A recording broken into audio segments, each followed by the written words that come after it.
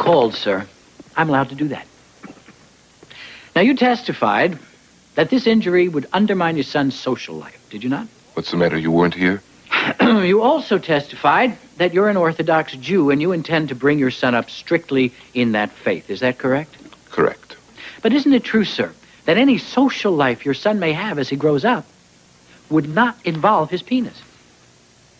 What is this? What are you saying? I'm saying that as an Orthodox Jew, your son will have no occasion for sex prior to marriage.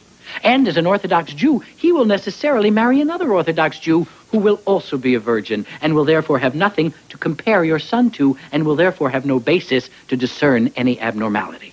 You're kidding.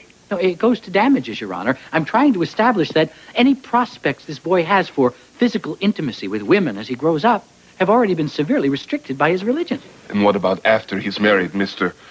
Attorney? What about then, Mr. Self-hating Jew? Do you honestly believe a man gets embarrassed in front of his own wife? You're married? Yes, I am. And the only woman who sees me naked is my wife. Don't you think it'll be the same with Yehuda? Answer the question, sir.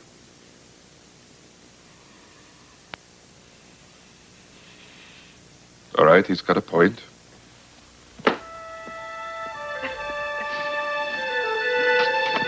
Much, much better.